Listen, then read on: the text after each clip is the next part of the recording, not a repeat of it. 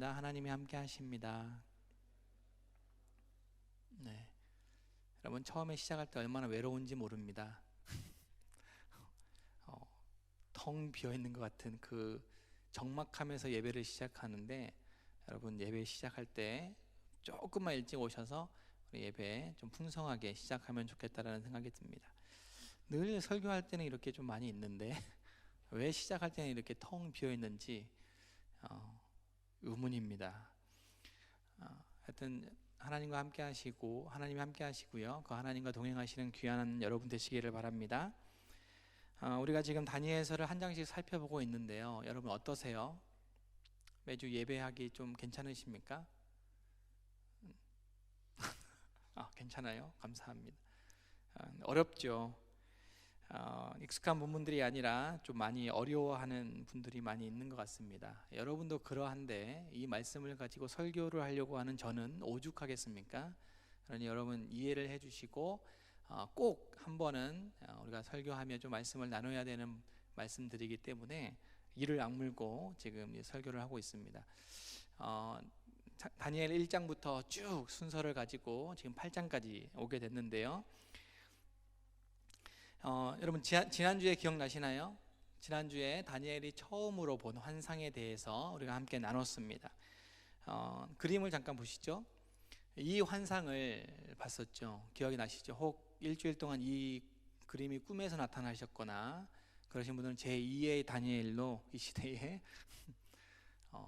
여러분 농담입니다.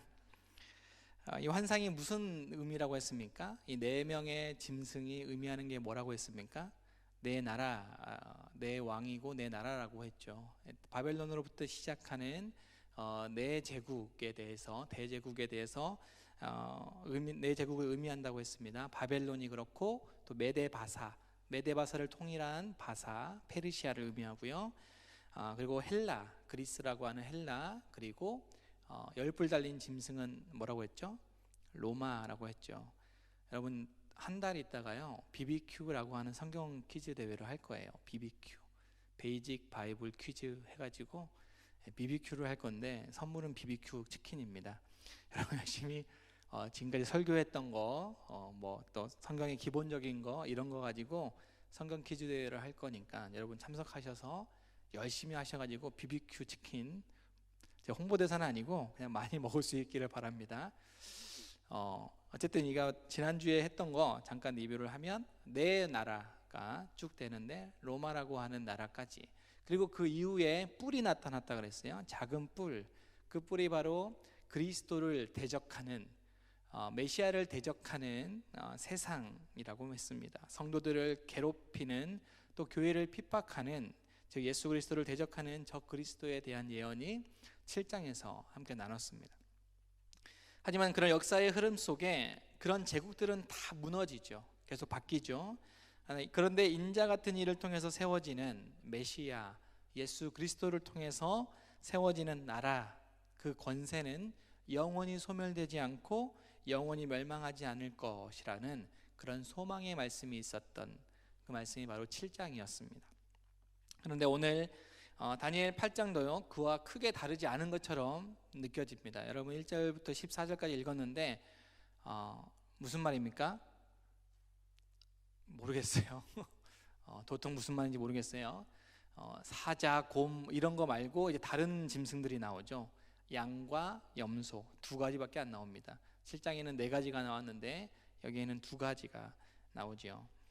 7장보다는 그 범위가 조금은 축소된 것 같은 그런 것처럼 보이고요, 조금은 더 자세하게 설명하려고 하는 것처럼 보입니다. 다니엘이 처음으로 환상을 본 때가 벨사살이라고 하는 왕, 바벨론의 마지막 왕이죠. 바벨론의 마지막 왕인 벨사살이 왕이 처음 됐었을 그 해 원년에 다니엘이 처음으로 환상을 본 게 네 짐승의 환상이었고요, 그로부터 한 2년 정도 지나고 나서 오늘 또다시 하나님께서 다니엘에게 환상을 보여주셨습니다.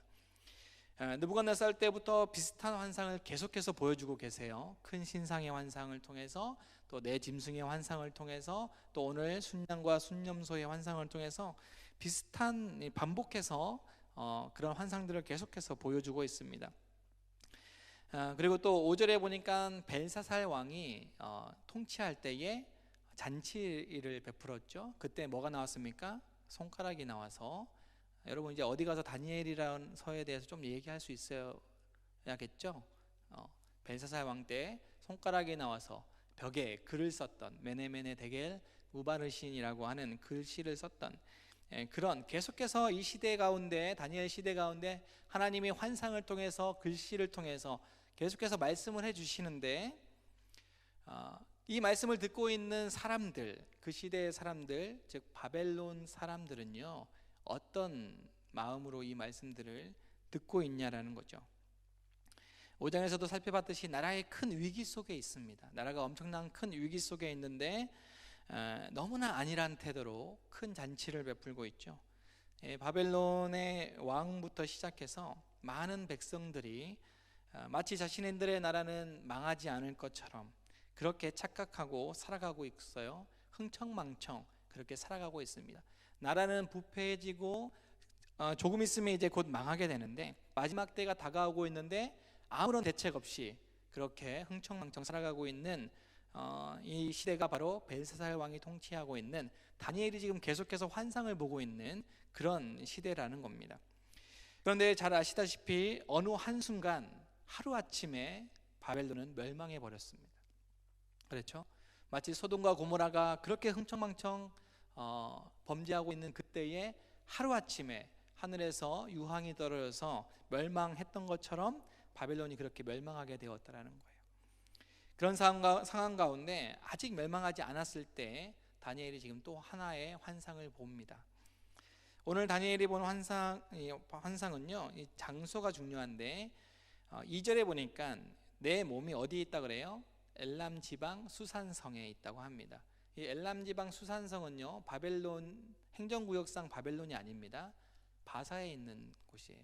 그러니까 어떤 다니엘이 공직을 수행하면서 어떤 일이 있어서 아직 큰 나라가 아닌 작은 소국인 바벨론 바사라고 하는 그 나라의 어떠한 지방의 성에 들어가 있었다라는 거죠.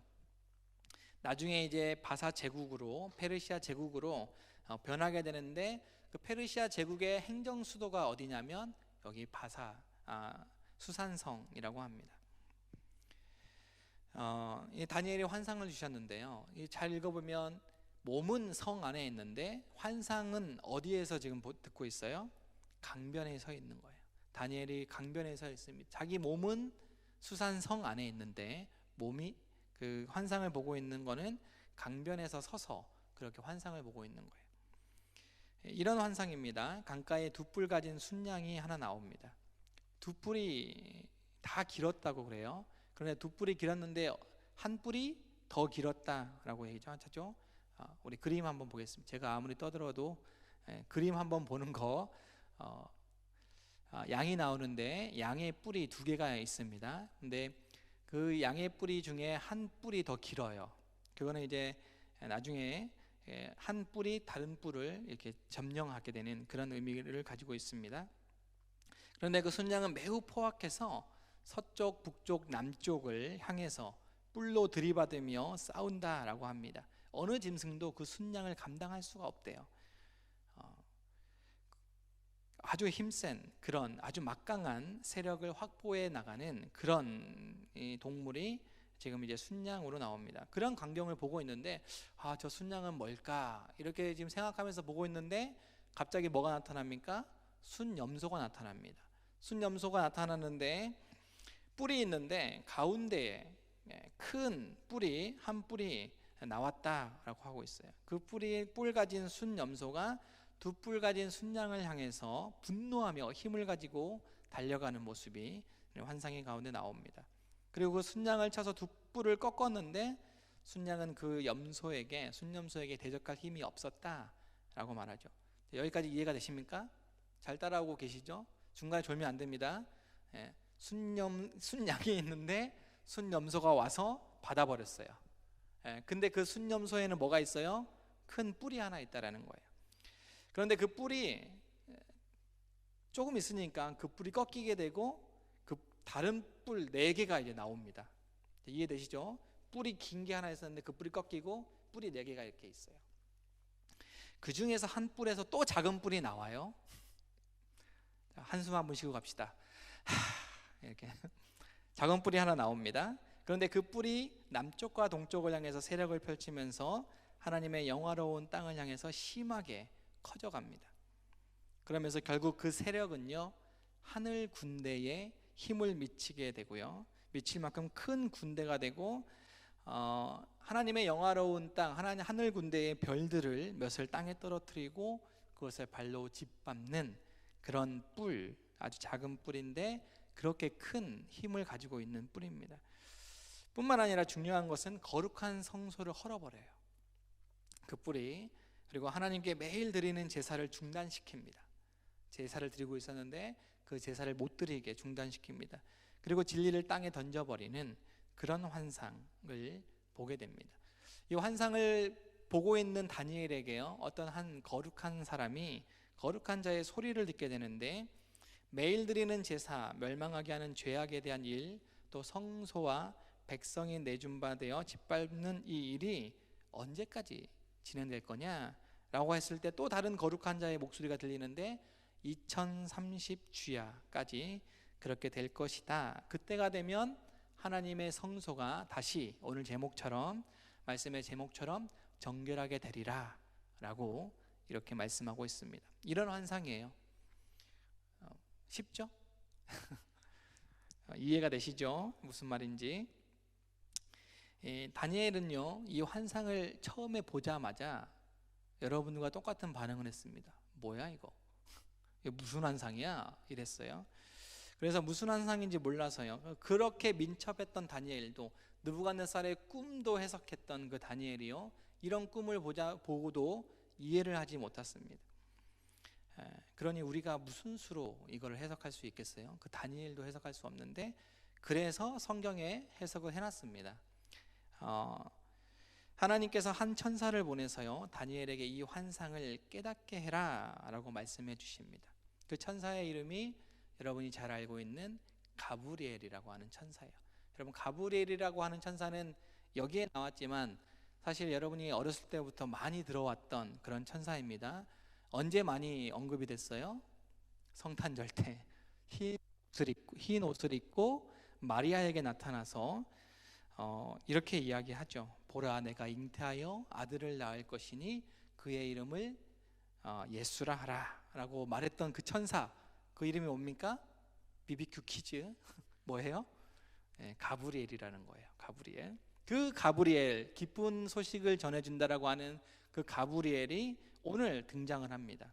오늘 등장해서 환상을 깨닫게 하는, 무슨 꿈인지 근심하여 마음의 중심에 근심하고 있는 그 다니엘에게 잠시 나타나서 그 환상을 깨닫게 하는 역할을 했던 그 천사의 이름이 가브리엘이라고 하는 천사입니다. 그런데 이 가브리엘이 뭐라고 이야기하냐면, 지금 본 환상은 어느 때 환상이다. 어느 때 환상이라고 합니까? 정한 때 끝에 관한 것이다 라고 이야기해 주고 있어요. 정한 때가 있는데, 하나님이 정하신 그 때가 있는데 그때 끝에 일어나게 될 일이다 라는 거예요. 이런 말을 듣고 다니엘이 갑자기 좁니다. 피곤해서 졸아요. 지금 중요한 천사가 나타나서 지금 이야기하고 있는데, 가브리엘이 너무 이 놀라운 환상을 보고 심적으로 근심하고 피곤했는지 졸게 돼요. 그러니 가브리엘이 가까이 와서 그 피곤해서 졸고 있는 다니엘을 어루만집니다. 어루만져서 회복시켜 주시고요, 다시 그 환상을 제대로 해석해 줍니다. 진노하시는 때가 마치긴 후에 될 일에 대한 환상이라고 하면서 환상을 해석해 주는데, 이 진노한 때가 마쳤다라고 하는 것은 바벨론이 곧 멸망한다라는 거예요. 하나님의 성전, 하나님의 백성인 성전이 있는 예루살렘을 멸망시키고 성전을 파괴했던 그 바벨론에게 하나님의 진노가 일어나게 되는데, 그 진노가 일어나고 단 이후에, 곧 바벨론이 멸망한 이후에 일어나게 될 일에 대해서 지금 예언하고 있다라고 해석합니다. 이 해석은 정확하게 나와 있어요. 첫 번째 나왔던 두 뿔 가진 순양은 메대와 바사를 가리킵니다. 띄워주세요. 메대와 바사를 가리키는 건데요. 그 뒤에 사진도 있나요? 없나요? 네, 제가 거기다 글씨를 쓰려고 했다가 안 썼나 봐요.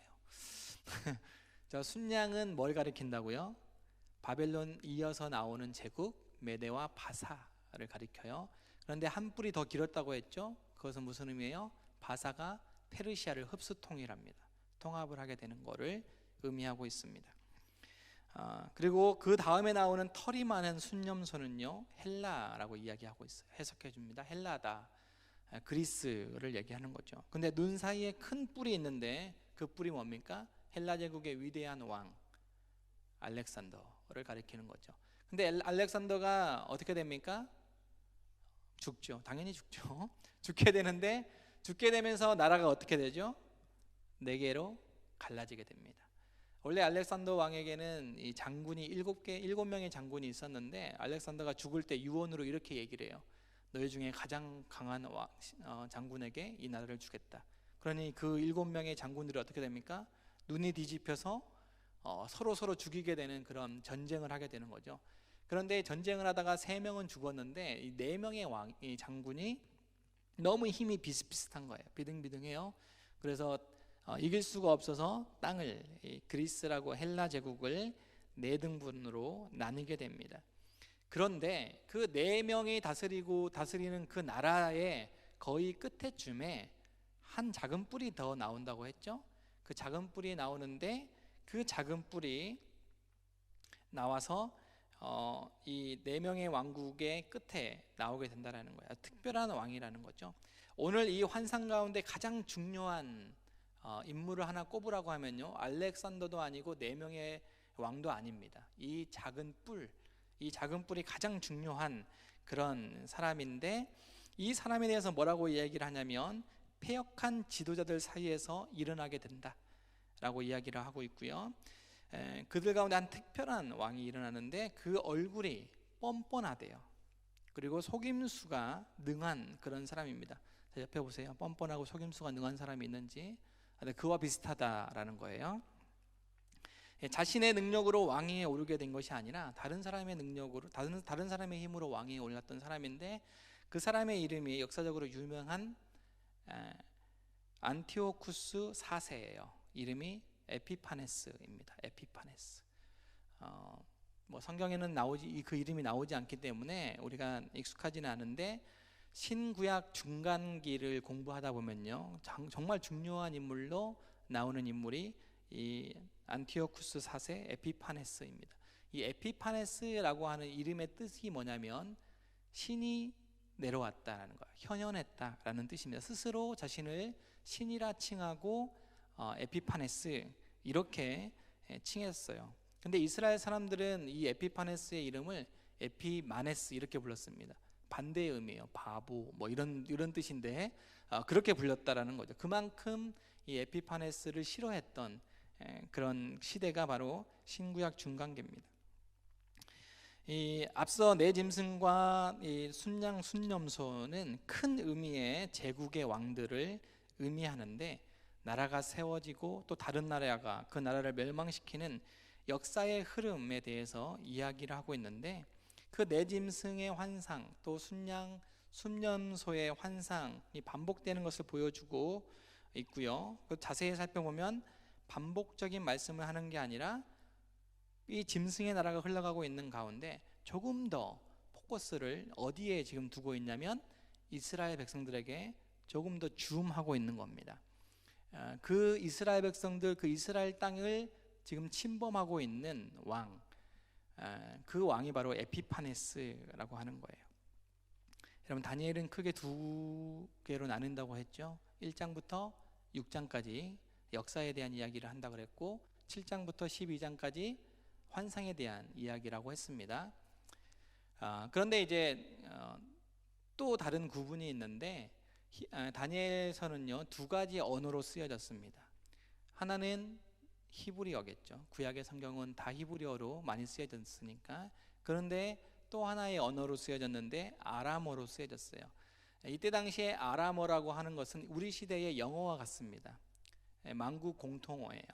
그러니까 아람어로 쓰여졌다라는 것은 무슨 의미입니까? 다니엘이 많은 사람들에게 읽혀졌다라는 거죠. 그 많은 사람들은 바벨론 시민일 수도 있고 뭐 헬라, 뭐 그리스 이런 민족들이 다 읽었던 거예요. 그런데 갑자기 그렇게 아람어로 2장 4절부터 7장까지 아람어로 쓰여졌습니다. 대제국들의 이야기. 그런데 8장부터 마지막 절까지는요, 마지막 장까지는 히브리어로 쓰여졌어요. 이건 무슨 말이냐면 만국 공통으로 쓰여졌다가 어느 한 민족에게 포커스를 맞추겠다는 거예요. 히브리어를 쓰고 있는 사람에게 그 초점을 맞춰서 지금 이야기를 하겠다라는 겁니다. 다니엘은 지금 바벨론 사람에게, 헬라와 메대 사람에게 이 말씀을 하는 게 아니라 철저하게 하나님을 믿는 하나님의 백성, 이스라엘 백성들을 향해서 이렇게 이야기하고 있는 겁니다. 이 에피파네스라고 하는 왕이요, 한 것이 있는데 스스로 자신을 높였습니다. 스스로 교만해져서 만왕의 왕이신 하나님을, 여호와 하나님을 대적합니다. 하늘 군대에 미칠 정도로 커져서 하나님의 거룩한 자들을 파멸시키게 됩니다. 악한 것으로 이스라엘 땅에서 백성들이 매일 드리는 제사를 없애버려요. 실제적으로 역사를 보면요, 역사를 기록한 사람들이 보면 이 안티오쿠스 에피파네스가 예루살렘과 이스라엘 땅을 통치할 때 하나의 칙령을 내린 게 있어요. 그 칙령이 발견되었는데 이렇게 쓰여져 있습니다.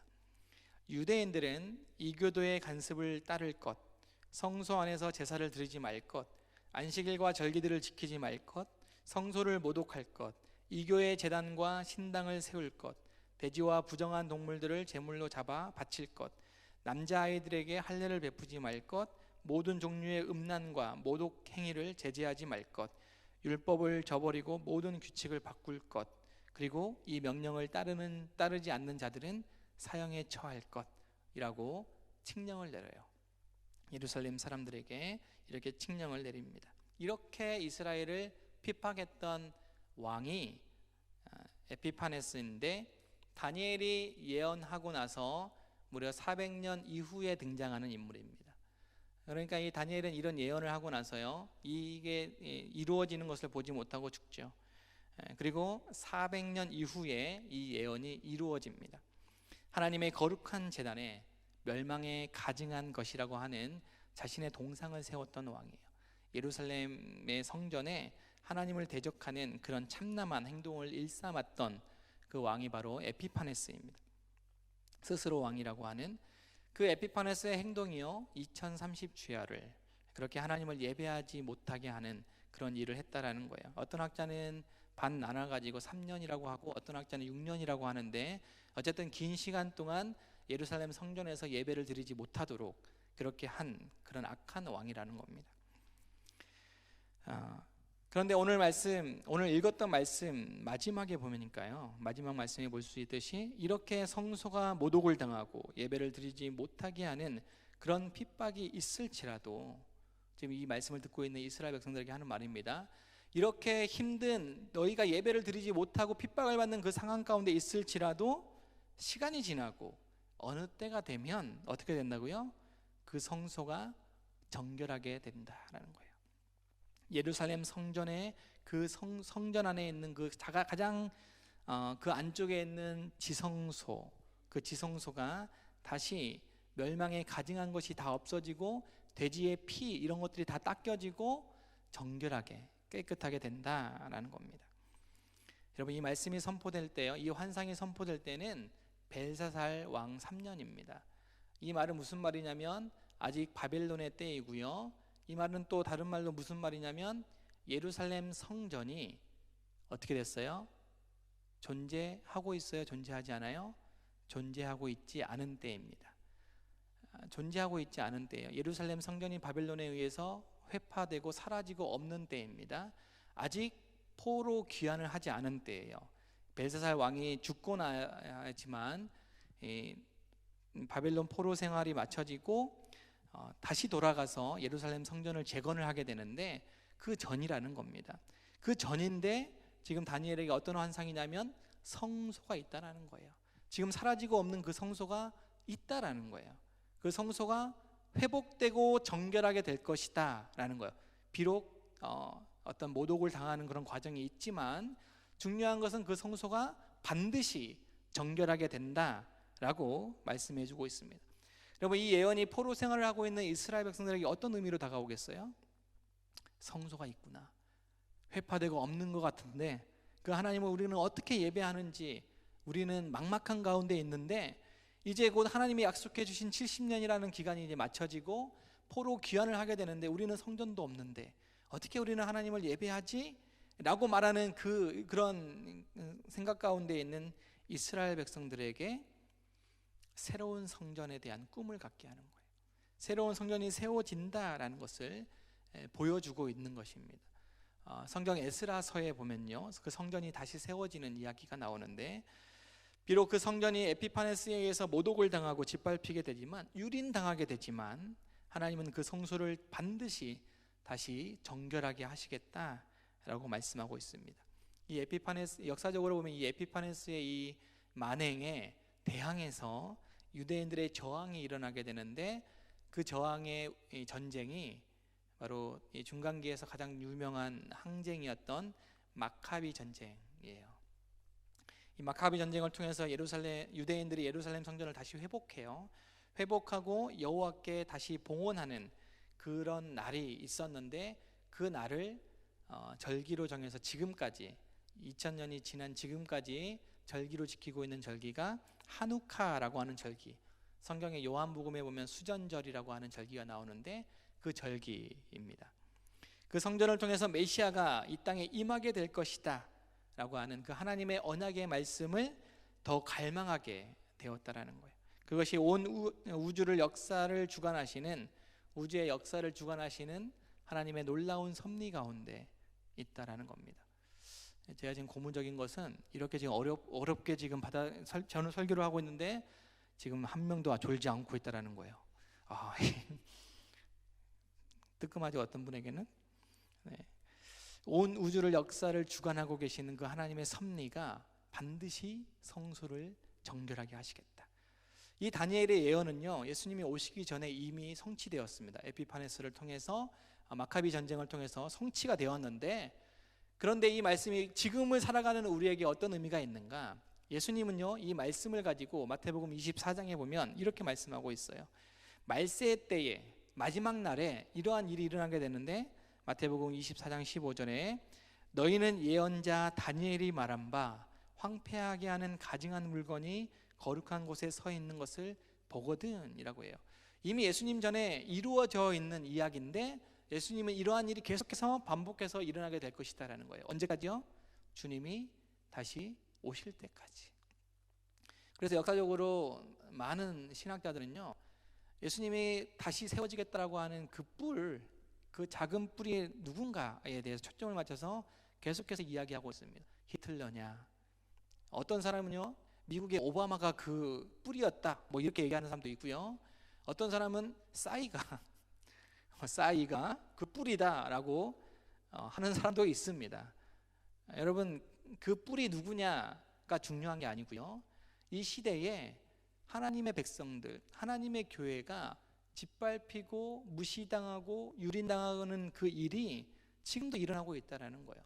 저와 여러분이 신앙하고 있는 우리 교회가 이 세상 가운데 교회답지 못하고 멸망에 가증한 것들이 이 성소 안에 가득해서 교회가 교회 세상 가운데서 본이 되지 못하고 그렇게 세상으로부터 질타받고 있는 이 시대가 바로 다니엘이 예언했던 이 시대와 같다라는 거죠.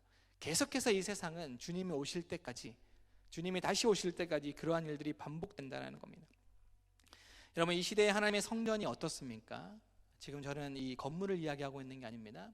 예수님으로 인해서 건물로서의 성전은 더 이상 의미가 없어지고 교회로서, 공동체로서 이 성전, 그리고 여러분 한 사람 한 사람이 그리스도의 성전이 되어서, 그리스도의 성소가 되어서 그렇게 하나님을 믿고 있는데, 이 시대의 하나님의 성전인 저와 여러분들, 우리 교회는 어떠한 모습이냐라는 거죠.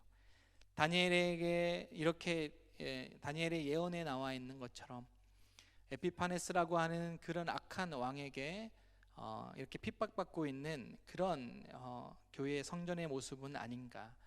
그리고 그렇진 않다더라도, 그렇게 악한 왕은 눈에 보이지 않더라도 우리 안에, 우리 성전의 우리 영의 눈으로 우리 성전을 바라봤을 때, 우리 공동체를 볼 때에 하나님 보시기에 멸망에 가증한 일이 일어나고 있지는 않은가. 저와 여러분 안에 한 사람 한 사람의 성소가 과연 정결한지, 혹 세상의 유혹과 욕심과 근심과 미혹에 저와 여러분의 성소가 더럽혀지고 있지는 않은가. 멸망에 가증한 것이 우리 안에 있지는 않은가. 우리가 하나님 말씀 앞에서 우리 공동체와 저와 여러분의, 우리 한 사람 한 사람의 모습을 살펴볼 수 있어야 된다는 겁니다. 하나님은 이 마지막 때에, 여러분 마지막 때라고 하는 것은 언제가 마지막 때입니까? 지금 마지막 때이죠. 예수님이 승천하시고 나서부터 지금까지 교회의 시대를 성경에서는 종말의 시대라고 하고 말세의 시대라고 하고 마지막 때라고 이야기합니다. 앞으로 다가올 어느 때를 포함한 이 시대, 저와 여러분이 살아가고 있는 이 시대가 바로 마지막 때인데, 이 마지막 때에 하나님은 반드시 성소를 정결하게 하시겠다라고 말씀하고 계세요. 깨끗하게 하신다라는 겁니다. 하나님은 이 시대가 악하고 악해질수록, 악하면 악해질수록 교회를 핍박하고 제 역할을 하지 못하고 있을 때도 하나님은 하나님의 나라를 꿈꾸며 하나님의 백성으로 살아가기로 다짐하는 한 사람 한 사람을 통해서, 저와 여러분들을 통해서 공동체를 회복하고 이 성소를 정결하게 하시고 깨끗하게 하신다라고 약속하고 있는 겁니다. 이 일은요, 우리의 힘과 능력으로 되는 게 아닙니다. 스가랴서에 나오는 것처럼 교회를 온전하게 세우는 것은 우리의 힘과 우리의 능력으로 되는 것이 아니에요. 오직 성령의 힘으로 되는 겁니다. 우리는 이러한 성령의 충만함을 사모함으로 이 시대 가운데 정결하도록, 우리가 스스로 정결해지도록 기도해야겠다라는 거예요. 내가 정결해지려고 하는 것보다 성령님 내 안에 나를 정결하게 해주십시오 라고 기도해야겠다라는 거예요. 제가 회개할 때, 특히 이제 제 자신에 대해서 기도할 때에 많이 인용하는 말씀이 있는데요, 시편 51편 10절입니다. 이렇게 돼 있어요. 하나님, 내 속에 깨끗한 마음을 창조하여 주시고 내 속을 견고한 심령으로 새롭게 하여 주시옵소서. 내 안에 깨끗한 마음을 창조해 달라는 거예요. 왜요? 저는 제 안에는 그런 마음이 없기 때문에. 혼돈 가운데서 창조하신 그 하나님의 능력으로 내 안에 있는 많은 혼돈을 잠재워 주시고 깨끗한 마음, 정결한 마음으로 창조해 주십시오 라고 기도한다라는 거죠. 저와 여러분이, 오늘을 살아가는 저와 여러분이 함께 해야 될 기도이지 않는가 생각되어집니다. 우리 안에 깨끗한 마음이, 정결한 마음을 스스로 만들어낼 수 없으니 온 인류를 말씀으로 창조하신 그 하나님이 우리 심령 가운데 우리 심령을 깨끗하게 해주시고 단단하게 견고하게 해달라고 이렇게 기도해야겠다라는 거예요. 그리고 그런 기도와 함께 날마다 이렇게 말씀하여 주시는 그 하나님 말씀 앞에 그 말씀을 묵상해 감으로 그렇게 우리가 정결하게 되는, 하나님께서 정결하는 데에 쓰임 받는 저와 여러분의 삶 되기를 바랍니다. 기승전 말씀이지만 여러분, 큐티책이 예쁘게 나왔어요. 지난주에 역시나 셀장들에게 큐티책을 주문을 받았는데 저희 셀은 한 명이요, 저희 셀은 없습니다. 제가 3년 동안 큐티 하자라고 얘기를 했는데 너무 참담한, 마치 예루살렘 성소가 그렇게 그런 것처럼 제 마음이 많이 참담했는데, 여러분 밖에 무려 40권이나 주문을 해놨습니다. 완판될 줄 믿고 다시 한번 권면드립니다. 여러분, 이 시대 가운데 여러분 성소를 정결하게 하는데 주님의 말씀이 여러분 가운데 매일매일 묵상되어지기를 바랍니다. 날마다 말씀을 묵상하면서 우리의 성소를 정결하게 하시는 그 하나님의 나라 꿈꾸며 감사와 기쁨으로 살아가는 저와 여러분 되기를 바랍니다. 찬양할 텐데